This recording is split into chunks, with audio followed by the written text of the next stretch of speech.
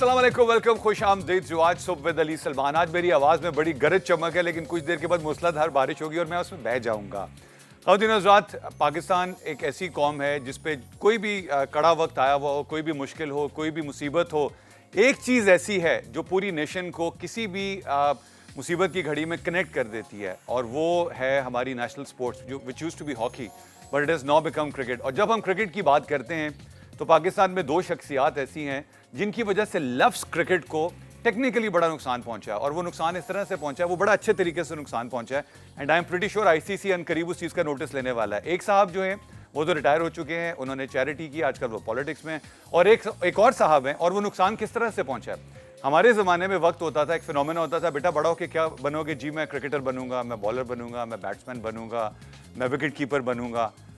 Times have changed. अब आप किसी बच्चे से पूछेंगे बेटा बड़े होके क्या बनोगे? मैं अफरीदी बनूंगा। ये सिर्फ पाकिस्तान में नहीं है, ये हिंदुस्तान में भी है, ये बांग्लादेश में भी है, ये जिम्बाब्वे में भी है, ये कीनिया में भी है। कीनिया में बच्चा पूछता है हुगला पाकलू पुलू पुलू पुलू पागलू पागलू अफरीदी, यानी मैं बड़ा होकर अफरीदी बनूंगा पापा। इवन गोरों के बच्चों से उनके अब्बा पूछते हैं बेटा बड़ा होकर क्या बनोगे? Dad I want to be Afridi. Australians, this is an absolute true phenomena. और बड़ी खुशनसीब होती हैं वो कौमें जिनमें हीरोज़ होते हैं। हम वो बदनसीब कौम एक तरह से हैं, हमने कभी अपने हीरोज़ को बनने ही नहीं दिया, और अगर कभी वो बने तो हमने उनकी कदर नहीं की। लेकिन खुशनसीब है वो माँ कि जिनके घर पे ऐसे सपूत पैदा होते हैं, और खुशनसीब है वो कौमें जिनको ज़िंदा रहने के लिए, फॉलो करने के लिए रोल मॉडल्स मिलते हैं। और हर इस कौम में, जिस कौम में एक ऐसा बेटा पैदा होता है, वो बड़ी लकी कौमें होती हैं। आज मेरे साथ मेरा दोस्त छोटा भाई, एक इंतहाई ज़बरदस्त इंसान, a true human being which very few people may not know.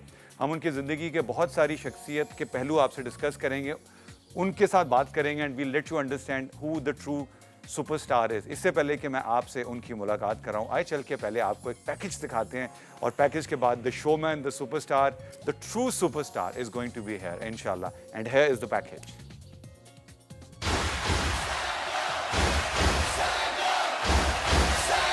Stand up for the champions, for the champions. Stand up, stand up, stand up for the champions, for the champions. Stand up. Boom boom Afridi 1996 में career का आगाज करने वाले शाहिद खान आफरीदी ने अपने first ODI innings में fastest century बनाने का वर्ल्ड रिकॉर्ड कायम किया। For the champions, for the champions.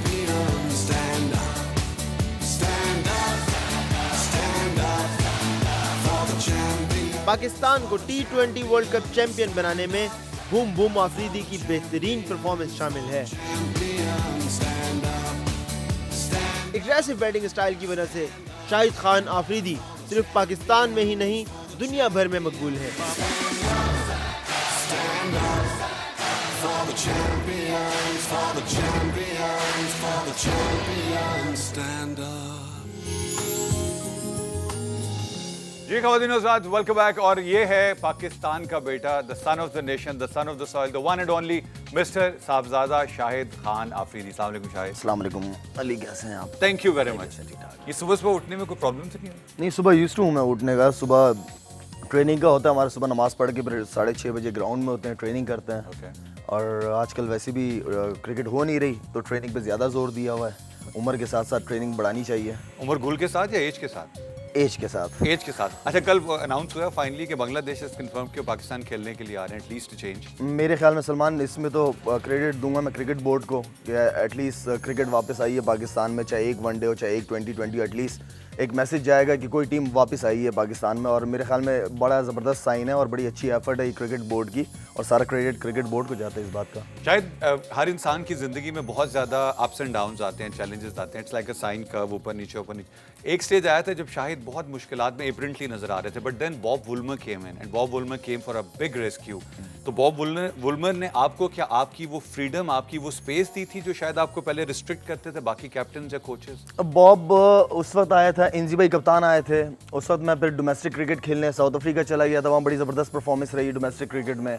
वहाँ से फिर ये हुआ कि बॉब वुल्मर को बड़ा कॉन्फिडेंट था मुझ पर कि यार पता नहीं तुम्हें क्यों बाहर किया हुआ है, तो मैं चाह रहा हूँ कि जब तक मैं हूँ तुम खेलो मेरे साथ। और बॉब वुल्मर की कोचिंग में क्रिकेट बहुत ज़्यादा इंजॉय की।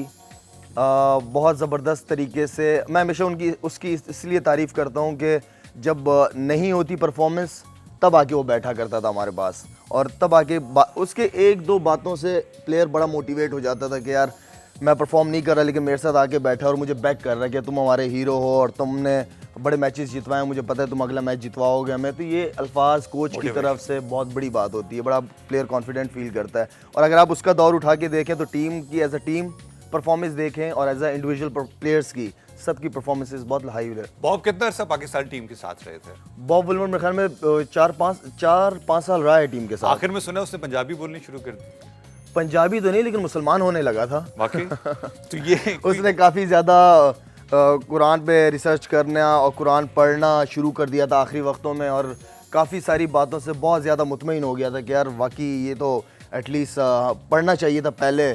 और मेरे ख्याल में काफ़ी जो जिस तरह का टीम का माहौल हो गया था उन दिनों में, इंजी भाई कप्तान थे हमारे, टीम का माहौल बड़ा ज़बरदस्त हो गया था, इसलिए कि वो 5 वक्त की नमाज भी सारे लड़के साथ मिल के पढ़ते थे। तो उसको ये चीज़ बड़ी पसंद आई कि यार एटलीस्ट लड़के 5 दिन में 5 दफ़ा मीटिंग करते हैं, मिलते हैं, आपस में बैठते हैं, गपशप लगाते हैं, नमाज के बाद ऐसी भी गपशप होती थी। तो वो चीज़ उसको बड़ी क्लिक कर गई है। बिल्कुल। अच्छा शायद ये बताया, हर इंसान की कोई ना कोई इंस्पिरेशन होती है। आप जब टीम में आयोगे, आप you are lucky having played with the likes and legends Wasim Akram, Waqar Younis, Inzi भाई, मोहम्मद यूसुफ, मतलब ये इनमें से मोइन खान, इनमें से मोटिवेशनल कप्तान ऐसा कौन सा था जिसने कहा यार कोई बात नहीं, जैसे आपने कहा बॉब विल्मर था, कोई बात नहीं, गुड और bad just go and do what you have to do? मैंने तकरीबन एटलीस्ट 7-8 कप्तानों के बीच में खेला है। वसीम भाई को मैं कहूँगा कि वसीम भाई ने हम उस वक्त नए नए थे, वसीम भाई जिस तरह मुझे और सकलैन को बैक करते थे, वसीम भाई को नज़र आता था कि इस प्लेयर के अंदर कुछ है। उसके अलावा उनके साथ बड़ी एक फाइटिंग स्पिरिट हमें सिखाई है उस बंदे ने। उसके अलावा इंजी भाई ज़बरदस्त कप्तानी, मज़ा आया उनके साथ, थोड़े मूडी टाइप के थे लेकिन मज़ा आया उनके साथ। और मोइन भाई भी एक फाइटर थे, मोइन भाई के साथ मैंने क्रिकेट बहुत इंजॉय की। वसीम भाई की स्पिरिट्स के बाद फाइट होती थी कि फाइट के बाद स्पिरिट्स होती थी? जो आप समझ लें, मैं ग्राउंड में फाइट करता था उनके साथ। अच्छा, ये एक ज़माना था, अभी अब रिसेंटली, वो बहुत दूर की बात नहीं, जब एक ही टीम में को बहुत सारे कप्तान भी इकट्ठे हो गए थे, जैसे यूनुस थे, मोहम्मद यूसुफ थे, शुएब मलिक थे, आप थे। तो ये इतने सारे, उसमें क्या ये प्रॉब्लम होती थी एज अ कैप्टन, को बंदा लीड कर रहा हो, पता चले पीछे 5 कप्तान और भी बैठे और वो उसको बड़ा क्रिटिकली ग्राउंड के अंदर देख रहे थे, यार एक ही कर देता तुसी? अगर ये सवाल आप मुझसे पूछ रहे तो मैं इसका इस तरह जवाब दूँ आपको कि मेरा नहीं ख्याल कि हमारे दिलो दिमाग में किसी के लिए गलत चीज़ आई है। डेफिनेटली अगर आप किसी के लिए गलत सोचेंगे तो वो चीज़ तो आपके साथ होनी है। अब अंदर का हाल मुझे क्या पता आपकी, आप अंदर क्या सोच रहे हैं मेरे लिए, तो फैसले तो ऊपर वाला बेहतर जानता है कि इस बंदे के दिल में क्या है। मेरी सोच के बारे में ना सोचे ना, अभी वो तो आपको पता चल ही जाएगा कि मैं क्या नहीं, मुझे नहीं पता चलेगा, ऊपर वाले को पता चल रहा है, लेकिन फैसले ऊपर से ही होने हैं, इस चीज़ पर मेरा बहुत ज़्यादा यकीन है। तो अगर मेरी किसी के लिए नीयत ख़राब होगी तो डेफिनेटली कल को मेरे लिए कोई गलत सोचेगा। तो मेरा नहीं ख्याल कि मैंने ऐसा कभी किसी के लिए सोचा। आपने बिल्कुल कहा, शायद फैसले आसमानों पे होते हैं, इसी तरह जोड़े आसमानों पे बनते, ज़मीन पे तो सिर्फ तलाक होती है।